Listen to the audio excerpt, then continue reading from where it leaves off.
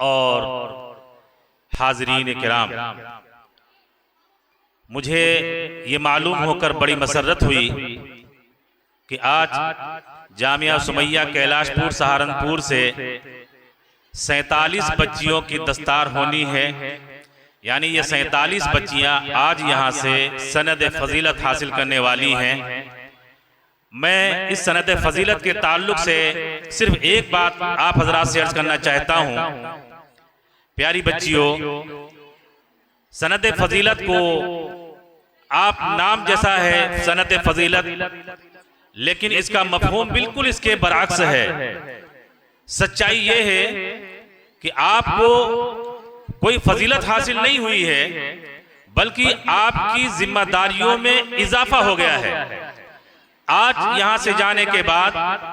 آپ کو اپنے ماحول، اپنے گھر بار، اپنی سوسائٹی کے اندر آپ کو پھونک پھونک کر قدم رکھنے کی ضرورت ہوگی۔ آپ کے عادات، آپ کے خصائل، آپ کے اطوار، آپ کی گفتگو، آپ کا رہن سہن، آپ کی نشست و برخاست، ایک ایک چیز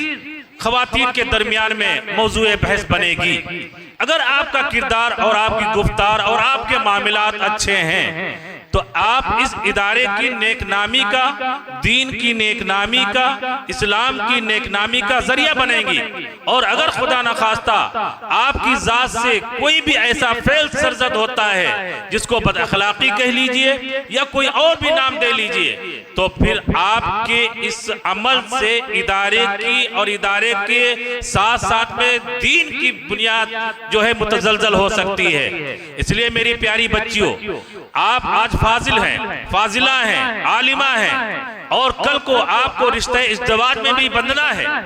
میں بڑی ذمہ داری کے ساتھ ایک مشفق استاد، ایک باپ کی حیثیت سے میں آپ سے عرض کرنا چاہتا ہوں، ہرگز اپنے آپ کو عالمہ اور فاضلہ سمجھنے کی غلطی مت کرنا۔ آپ جس گھر میں جائیں گی وہاں پر آپ عالمہ کی حیثیت سے نہیں، فاضلہ کی حیثیت سے نہیں، بلکہ وہاں پر ایک بہو اور بیٹی کی حیثیت سے جائیں گی۔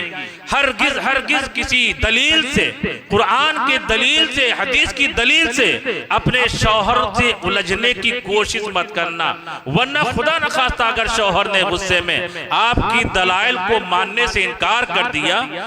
تو نکاح کا یہ جو خصوصی رشتہ ہے، یہ رشتہ فوراً چشم زدن میں ختم ہو جائے گا، کیونکہ وہ کفر کی حدود میں داخل ہو جائے گا، اور کفر کی حدود میں داخل ہوتے ہی آپ جو اس کے نکاح سے خارج ہو جائے گی، اور ہمیں اور ان کو اور آپ کو کسی کو پتہ بھی نہیں چلے گا۔ اسی لیے علامہ شامی رحمت اللہ علیہ نے فتاوی شامی میں ایک بات بڑی ذمہ داری کے ساتھ میں فرمائی ہے کہ ہر مومن کو،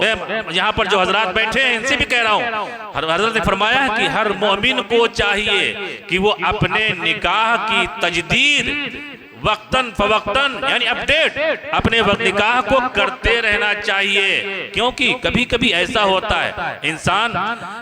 کے منہ سے یا انسان کے کسی عمل سے کوئی ایسا فعل سرزد ہو جاتا ہے کہ اس کو احساس بھی نہیں ہوتا ہے اور وہ اسلام سے خارج ہو جاتا ہے۔ حدیث شریف پہ تو یہ ہے کہ قرب قیامت ایک ایسا زمانہ بھی آنے والا ہے کہ انسان جب رات کو سوئے گا تو حالت ایمان میں، اور جب وہ اٹھے گا تو حالت کفر میں، اور ایک ایسا زمانہ بھی آنے والا ہے جب انسان صبح اٹھے گا تو حالت ایمان میں، اور جب وہ شام کو سوئے گا تو حالت کفر میں وہ پہنچ چکا ہوگا۔ اس لیے بہت بھوک کر میری پیاری بچیوں آپ کو قدم رکھنا ہے۔ بس آخری بات اور پہلی بات یہی ہے، آپ اپنے گھر والوں سے، اپنے شوہر سے خاص طور پر قرآن اور حدیث کی بنیاد پر الجھنے کی، جھگڑنے کی قطعی کوشش مت کرنا۔ ان کو جس طرح بھی ہو سکے ادعو الی سبیل ربک بالموعظۃ الحکمہ، آپ بہرحال موعظۃ حکمہ کے ساتھ، حکمت کے ساتھ، مصلحت کے ساتھ میں اپنے گھر کو لے کر چلیں۔ اللہ تبارک و تعالی آپ کا حامی و ناصر ہو۔ وآخر دعوانا الحمدللہ رب العالمین۔